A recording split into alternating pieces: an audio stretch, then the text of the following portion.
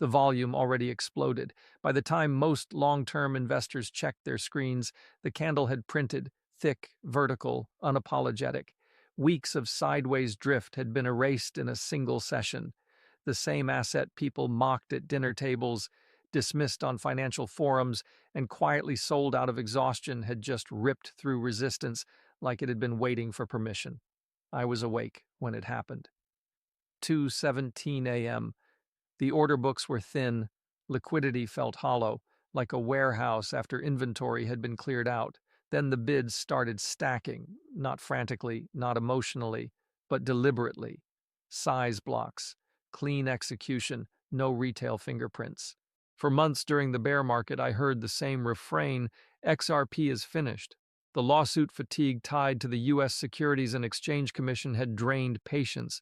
Even longtime followers of Ripple started questioning whether holding was rational or stubborn. And then, without warning, volume turned violent.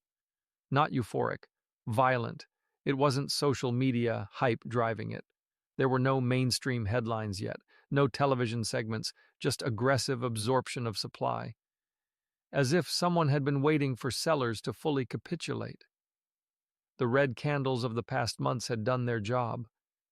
They exhausted conviction. They transferred coins from tired hands to patient ones. But here's what unsettled me most. The positioning started days before the move, and that means the laughter wasn't ignorance, it was cover.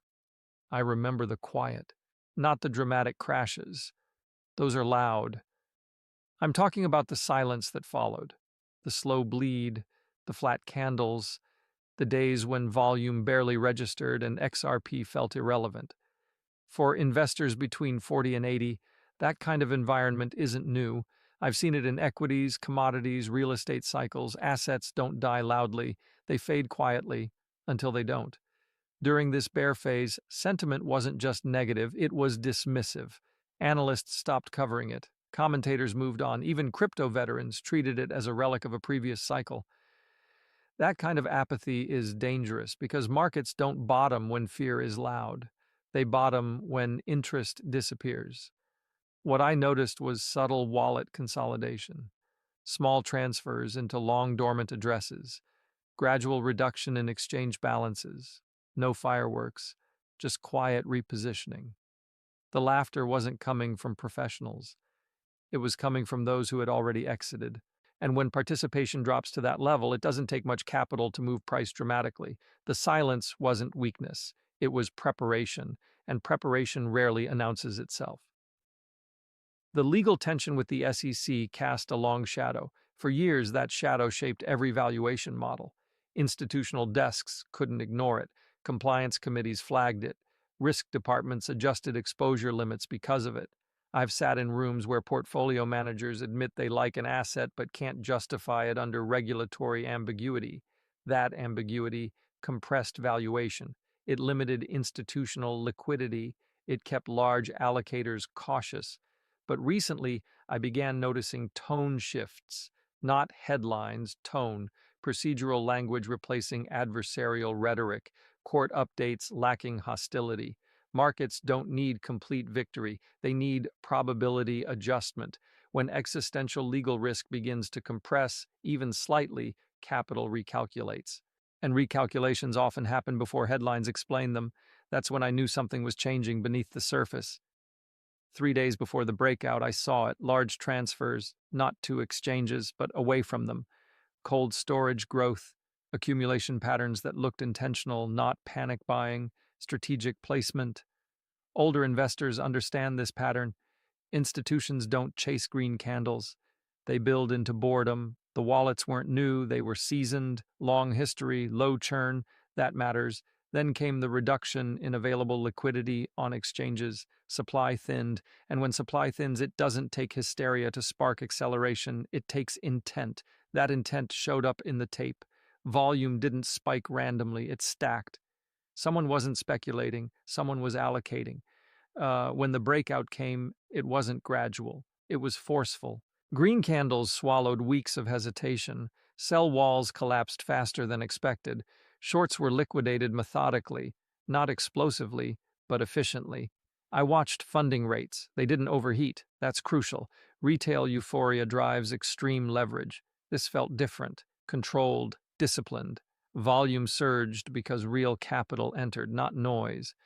For investors in their 50s, 60s, even 70s watching from a distance, this is the kind of signal that separates speculation from structural change. This wasn't a meme rally.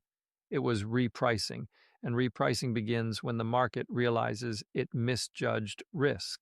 I've learned something over decades in markets. Institutions move quietly until they don't. Risk committees review exposure quarterly. Models update when inputs change. Legal clarity, even incremental, alters inputs. When perceived downside shrinks, allocation expands, not recklessly, deliberately. I suspect we're witnessing the early phase of that expansion. The violent volume wasn't chaos, it was recalibration, and recalibration tends to be underestimated in its early stages. For months, retail fatigue dominated. People mocked holders, called them stubborn, said opportunity cost was too high. That psychological pressure forces exits at the worst time. When price finally moved, many didn't buy. They froze. Skepticism replaced conviction. That hesitation provides fuel. Markets climb walls of doubt more sustainably than walls of excitement, and doubt was everywhere, which means the move may have more room than most expect. The conversation is changing. It's no longer XRP is dead. It's what if the market mispriced it? That shift is subtle but powerful. Survival narratives suppress multiples. Recovery narratives expand them. If legal compression continues and institutional participation increases, the valuation framework evolves. And valuation evolution is rarely linear. It compounds. If you're between 40 and 80, your priorities aren't driven by adrenaline anymore. You're not chasing volatility for entertainment. You're not refreshing charts every 5 minutes hoping for a miracle candle. You're evaluating durability. You're weighing probability. You're thinking in terms of risk-adjusted positioning, not social media validation. You've lived through cycles. You remember the dot-com euphoria that convinced intelligent people that profits no longer mattered. You remember 2008, when assets once considered safe evaporated under leverage. You remember how quickly confidence turns to panic, and how quietly opportunity returns when everyone is too exhausted to notice. That perspective changes how you interpret markets. When people laugh at an asset long enough, it creates psychological pressure. It becomes uncomfortable to hold. Conversations at family gatherings turn skeptical. Financial commentators dismiss it. The ridicule builds slowly, layer by layer, until doubt feels rational. But here's what decades in markets have taught me. Laughter often precedes regret, not because the crowd is foolish, but because the crowd reacts late. Most participants wait for emotional comfort before committing capital. They want headlines aligned, analysts aligned, price already proving itself. By then, the asymmetry has narrowed. My insight is simple. When volume turns violent after months of silence, it rarely happens randomly. Explosive expansion after prolonged apathy usually signals that ownership quietly changed hands beforehand. Stronger balance sheets absorbed supply from weaker conviction. Patient capital replaced impatient capital. That ownership transfer is the real story. You don't see it on television, you don't hear it in sound bites. It happens in low-volume weeks when no one is paying attention. It happens when red candles slowly exhaust sellers. It happens when exchange balances decline and wallets consolidate. By the time the breakout becomes obvious, the repositioning is largely complete, and that's where discipline matters. My warning is measured, not emotional. Don't let public ridicule shape private strategy. The market has a way of socially isolating early positioning. It makes disciplined investors feel foolish before it makes them look prudent. That tension is part of the transfer process. By the time consensus agrees, by the time headlines shift tone and commentators suddenly rediscover conviction, repricing is often well underway. Risk-reward changes, the margin of safety compresses. What once felt asymmetric becomes crowded. The laughter may have ended. But what replaces laughter is not always immediate celebration. Sometimes it's quiet recalibration, institutions revising models, allocators reassessing exposure, long-term holders tightening supply. Recalibration doesn't announce itself with fireworks. It shows up in balance sheets. It shows up in volume that doesn't immediately retrace. It shows up in stability after expansion.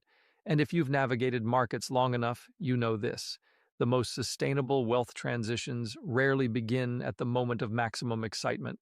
They begin when doubt fades just enough for serious capital to step back in, while most people are still looking in the rearview mirror.